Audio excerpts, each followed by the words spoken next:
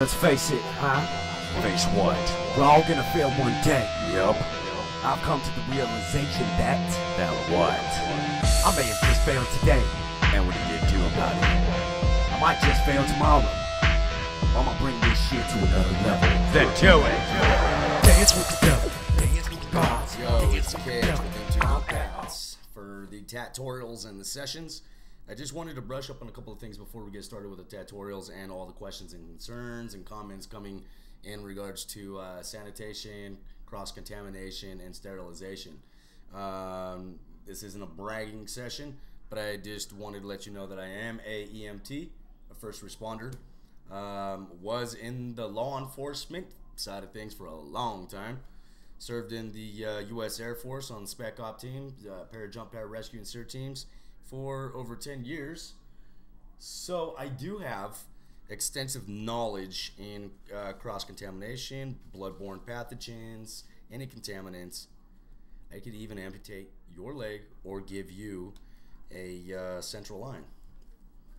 Okay, so bottom line, just to cover that up real quick, when I am tattooing people outside of the shop or parlor, outside of our shop, I will not do anything inside of our shop.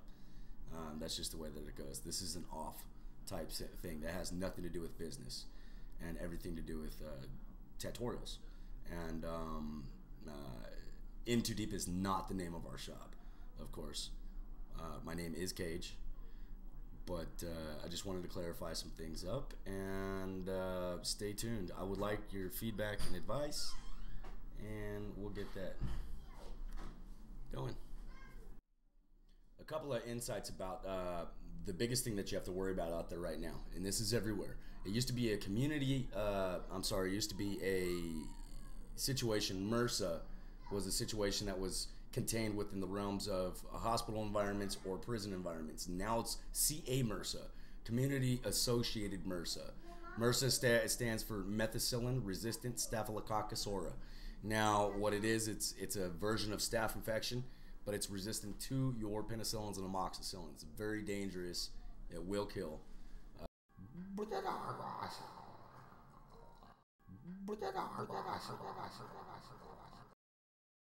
nasty. I have had it in the past, and that was because of accidents, not tattooing. But it's no joke. We'll get into it. First and foremost, sterilization. Have yourself an autoclave, an electric one. A pressure cooker works. They say that it doesn't. An all-American pressure cooker will work. I'm going to do a tutorial on that, how to use one, how it's effective, how it's not effective. They're very effective. The sterilization pouches that come straight from your medical facilities, it indicates and has indicator strips on it that indicates that it is sterilized. And we'll go through it. It's about 30 minutes at a certain PSI and temperature around 240 degrees for about 30 minutes. You can go less, 20. I've seen it change color in that. Once it changes color, you're pretty good.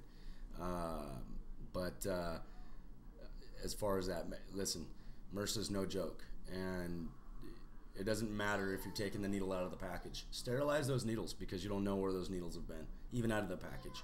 And 9 times out of 10, we're going to do a tutorial on that as well. I mean, I've got a lot of work to do. But most of the needles that I get out of the package, and we'll go through manufacturers as well, like Worldwide Tattoo. You know what? It's nothing banking on them, but I'm going to be real with everybody. I don't want to be fake with this. This is some real shit. Everybody wants to learn, including myself, more and more and more. But, you know, 75% of those needles that I take out under the eye loop are faulted. They're either bent or they're jagged, and they will rip the skin up. So if you're getting ripped up skin or a lot excessive scabbing or bleeding or excessive pain from the client, that is one of your main contributing factors right there. It's the machinery you're using, how hard you're hitting, and primarily it's probably your needles.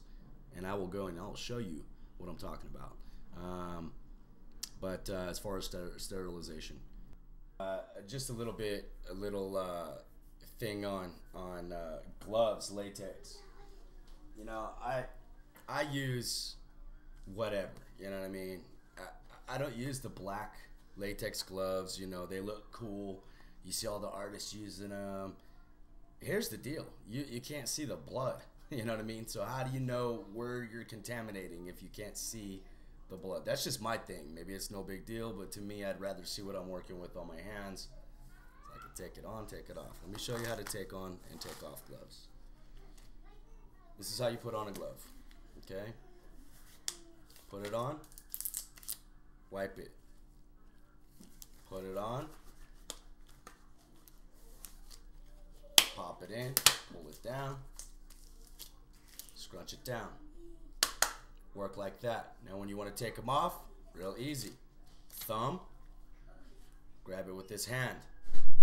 Take your thumb underneath this part right here so you don't touch with your naked bare hands, and fold it into one. Thumb,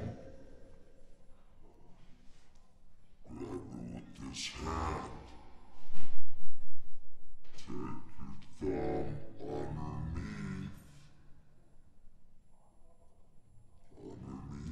this part right here so you don't touch with your naked bare hands, and fold it into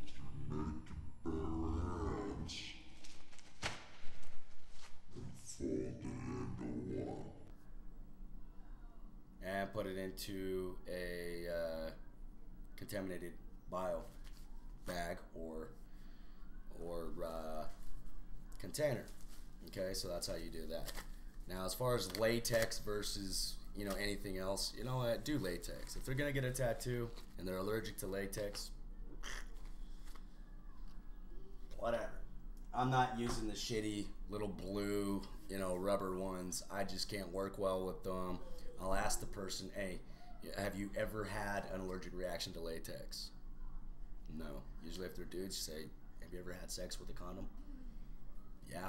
Did your dick fall off? No. Cool. It's tattoo. Now, as far as the cleanliness of your machine itself, clip cord covers, real good because the cord's sliding and gliding over everything. It's the same thing though. You're gonna wipe it down even after the clip cord. Some people do, some people don't. A lot of the pros, they'll bang against you. If you have an apprenticeship, they're gonna bang against you for using bag covers and clip cord covers. I will if I have them on hand. If not, I really sanitize the hell out of my stuff, and sterilize it. And that's why it's made in the material that it is made into. It's for that purpose right there. My thing is well, if you're gonna clip cord and cover and bag your machine and your clip cords, then why not the foot pedal? Why not your foot? Why not the ground? Why not? You know what I'm saying? I mean, yeah, you need to be clean because it's sort of a medical procedure, but it's the same thing as don't let your kid eat boogers. No, let them eat buggers. Let your little kids eat buggers. Not in public, it's rude, but you know what, at home? Let them chew on that. Who cares? You know what that is? It's building immunities and you don't want to be a bubble boy. Shit. Anyways, people stress too much. Yes, it is a very crazy world out there, but there's a lot more to worry about than a little bit of germs. Your needles are clean, your machine's clean, your tips and grips are usually disposable, or if they're not, they've been sterilized. They're in the sterilization package, and the ink is definitely not touched and reused and redipped, and they're used in caps that are thrown away. It's real simple. These little Ninja brand machine bag covers, garbage. I don't use them. I don't like them. I don't want to use them, and I won't use them. They used to take sandwich bags, poke a hole in them, and do it that way. You can do that. I mean, I've seen a lot of these videos where they're really stressing about how to clean this and do this and do this. It's too much, man. Just be clean. Refuse service to anybody that really looks fucked up. It's got scabs all over them and pus. You know what I mean? If you have common sense, you'll be able to. I'm at all odds. Dance with the devil. Dance with the gods. Dance with the devil. I'm at all odds.